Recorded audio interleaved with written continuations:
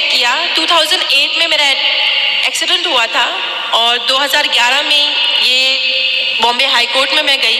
तो इन 3 सालों में मुझे डर लगता था ट्रेन की आवाज़ से। जब भी मैं ट्रेन को देखती तो मुझे खौफ बैठता था, लेकिन मैंने खुद की हिम्मत जमा की और मैंने सोचा कि अगर आज मैंने इस डर को नहीं भगाया ना, मुझे ये प्रूव करना है कि मेरे हाथों में 2 क्रचेस हैं। इस ट्रेन ने मेरे 2 पैर छीने, लेकिन मैं इसी ट्रेन में सवार होकर बॉम्बे हाई कोर्ट जाऊंगी। और लास्ट डे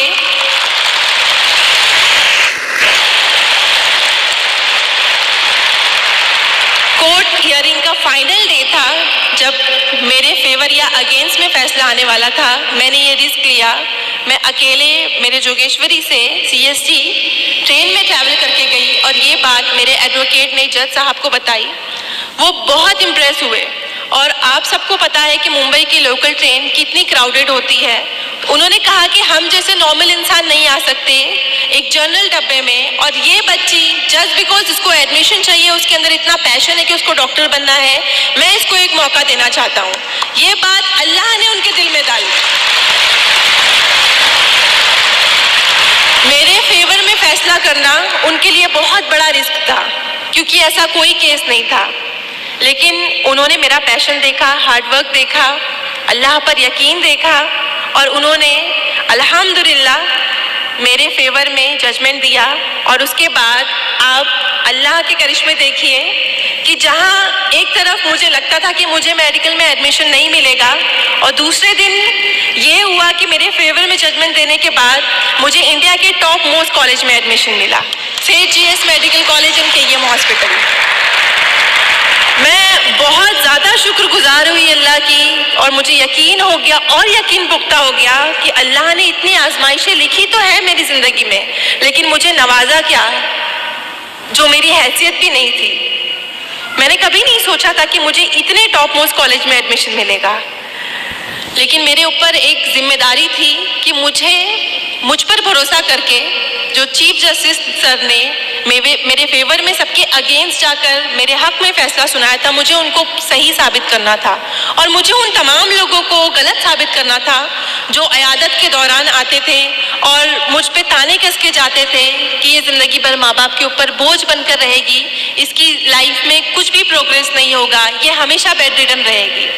मुझे उन सबको प्रूव करना था कि 89% डिसेबल होने के बाद, 2 पैर नहीं होने के बाद भी एक लड़की, मुस्लिम माशरे से ताल्लुक़ रखने वाली लड़की डॉक्टर बन सकती है।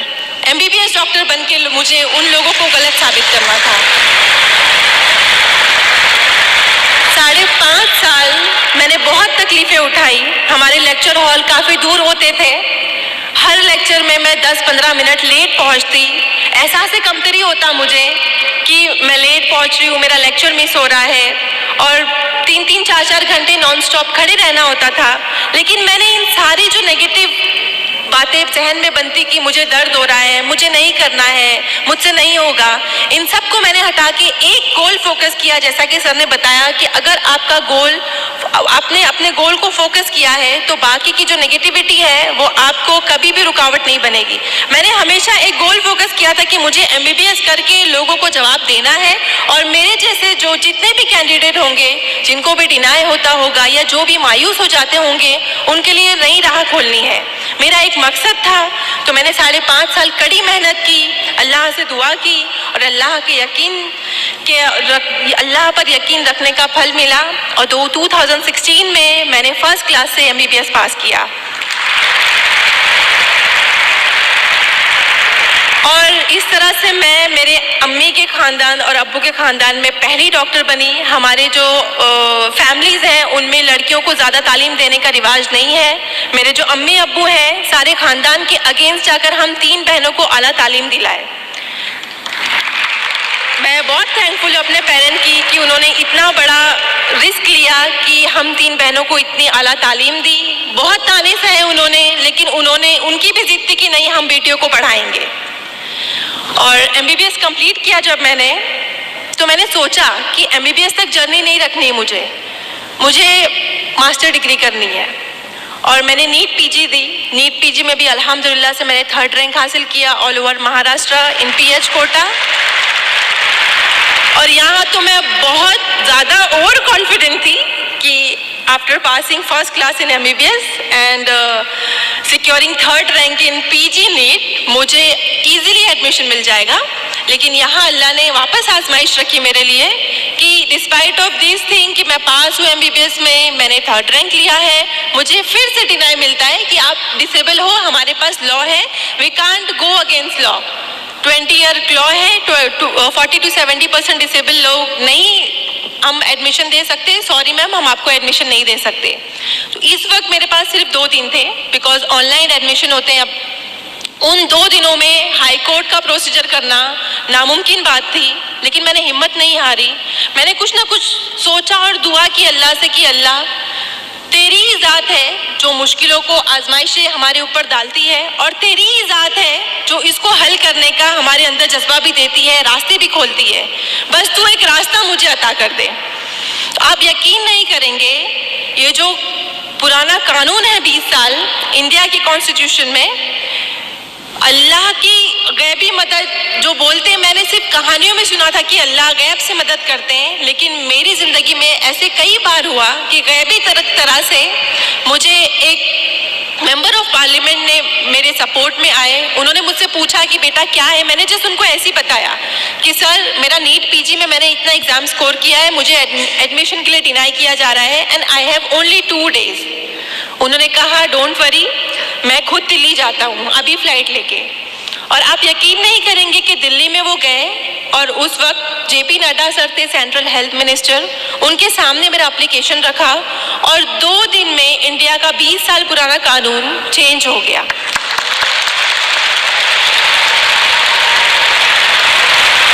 ये इंडियन कॉन्स्टिट्यूशन में तारीखी वाकया है कि कोई भी इतना साल पुराना कानून 2 दिन में चेंज हो जाए जस्ट बिकॉज ऑफ 1 एप्लीकेशन। तो ये अल्लाह का करिश्मा नहीं है तो क्या है, आप इसको क्या कहेंगे? अल्लाह की ज़ात पर यकीन रखने का फल है ये। अल्लाह की ज़ात पर यकीन था मुझे कि अगर अल्लाह ने इतनी आजमाइशें दी हैं तो हल भी वही निकालेगा। और उसके बाद जब ये रूल चेंज हुआ, और आपको बताऊं कि मैं अगेन मुझे MD में सेम कॉलेज में एडमिशन मिला, सेठ GS medical college and KEM hospital. और अभी मैं आपके सामने MD के लास्ट ईयर में हूँ। मेरे फाइनल एग्ज़ाम मई और जून में है। आप लोगों से दुआ की दरख्वास्त है कि आप लोग प्लीज़ मेरे हक़ में दुआ कीजिए कि मैं ये भी अच्छे नंबरों से कामयाब हो जाऊँ और लोगों को बहुत इंस्पायर करूँ। अल्लाह मेरे ज़रिए अगर ये काम करवाना चाहता है, मैं बहुत खुश हूँ, बस आप लोगों की दुआ चाहिए।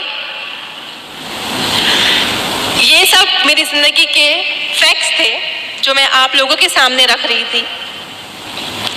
मैं अपनी ज़िंदगी के हालात इस मकसद से आपके साथ शेयर कर रही थी कि हालात चाहे जैसे भी हों, हमें अल्लाह की ज़ात से उम्मीद नहीं छोड़नी चाहिए, क्योंकि हालात को लाने वाली और उसको हल करने वाली ज़ात सिर्फ अल्लाह की होती है। हमें उसकी ज़ात पर तवक्कुल होना चाहिए।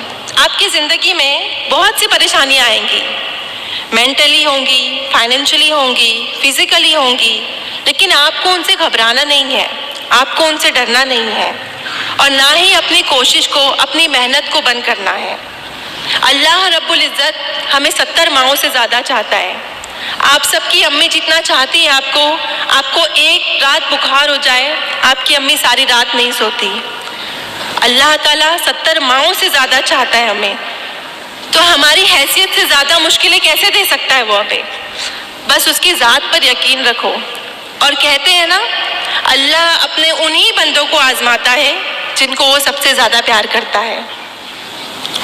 इंसान को कोई चीज़ तब तक नहीं हरा सकती जब तक वो खुद हार ना मान ले। मुश्किलों से लड़ना सीखिए मेरे दोस्तों, इंशाअल्लाह कामयाबी आपकी कदम चूमेगी। जैसा कि शेर में कहा है, परेशानियों से भागना आसान होता है, परेशानियों से भागना आसान होता है, हर मुश्किल वक्त जिंदगी में एक इम्तिहान होता है।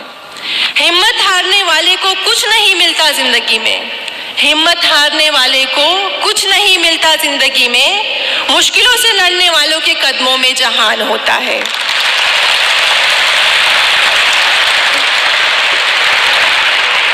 मैं अपनी बहनों और अगर उनके वालिदैन यहाँ हैं तो उनसे तहे दिल से गुजारिश करना चाहूँगी कि आप लोग तालीम के मैदान में आगे आएँ, क्योंकि बच्चे की पहली दर्जगाह स्कूल माँ की गोद होती है। हम नस्लों की तामीर, उनसे नस्लों की तामीर स्टार्ट होती है। कहते हैं अगर एक मर्द तालीम याफ्ता एजुकेटेड हो तो इससे एक मुआशरे को बेनिफिट मिलता है, एक मुआशरा मुस्तफीज होता है। लेकिन अगर एक औरत एजुकेटेड और तालीम याफ्ता हो तो उससे आने वाली नस्लें मुस्तफीज होती हैं।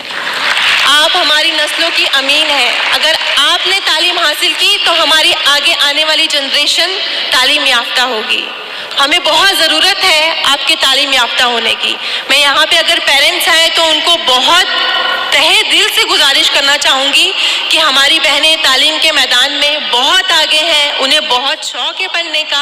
आप लोग प्लीज़ उनकी तालीम आधे अधूरे में ना छुड़वाएं, उन्हें आला तालीम हासिल करने दें और अपने मुल्क का, अपने कौम का नाम रोशन करने दें। एक शेर मैं अपनी बहनों के लिए पेश करना चाहूँगी।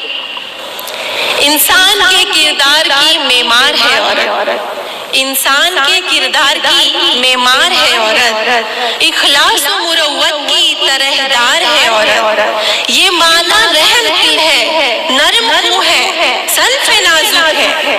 ये माना रहम दिल है, नरम मुँह है, सल्फ नाजुक है, मगर जब वक्त बढ़ जाए तो एक तलवार है औरत।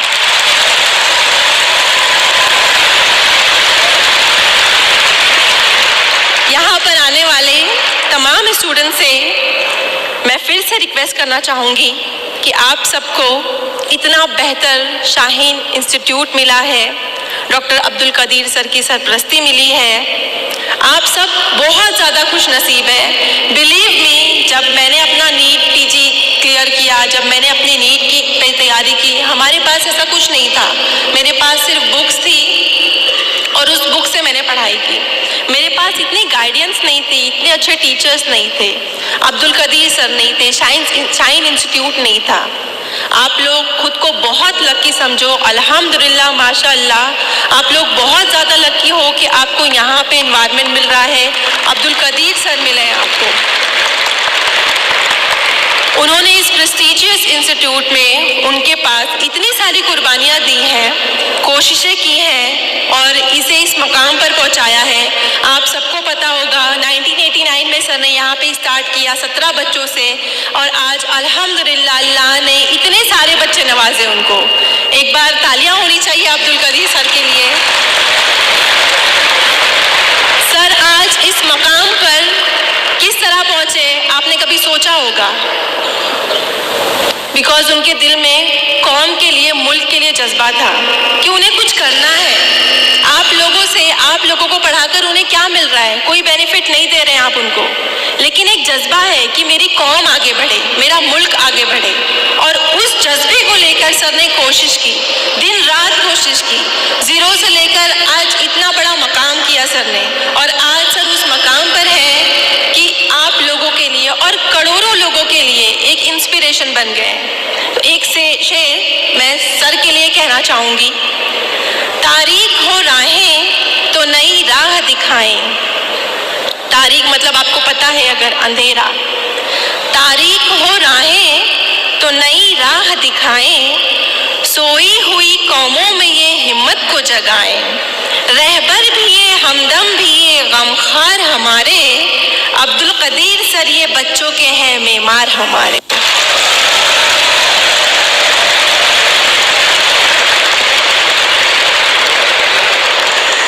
मैं उम्मीद करती हूँ यहाँ पर बैठे मेरे प्यारे भाई बहन, आप सब, आपका जो भी फील्ड है, आपको डॉक्टर बनना है, इंजीनियर बनना है, वकील बनना है, जो बनना है आप बनो। आप सब अपनी फील्ड में बेहतरीन दर्जे से कामयाब होने की कोशिश करेंगे और शाहीन इंस्टीट्यूट के साथ साथ हमारे मुल्क का नाम भी रोशन करेंगे। आप सबकी हमें और कौम को बहुत ज़रूरत है, बिकॉज़ आप सभी हमारा सरमाया हो। अपनी काबिलियत को सिर्फ वक्ती परेशानियों के डर से ज़ाय मत कीजिए, हिम्मत कीजिए, हौसला कीजिए और सबसे बड़ी बात, अल्लाह की ज़ात पर यकीन रखकर आगे बढ़िए। इंशाअल्लाह मैं गारंटी देती हूँ, आप कभी भी हार नहीं मानेंगे, हमेशा आपको कामयाबी मिलेगी। और एक शेर लास्ट आप सबके लिए, मंजिल से आगे बढ़कर मंजिल तलाश कर, मंजिल से आगे बढ़कर मंजिल तलाश कर, मिल जाए तुझको दरिया तो समंदर तलाश कर। मंजिल से आगे बढ़कर मंजिल तलाश कर, मिल जाए तुझको दरिया तो समंदर तलाश कर। हर शीशा टूट जाता है पत्थर की चोट पर, पत्थर ही टूट जाए वो शीशा तलाश कर।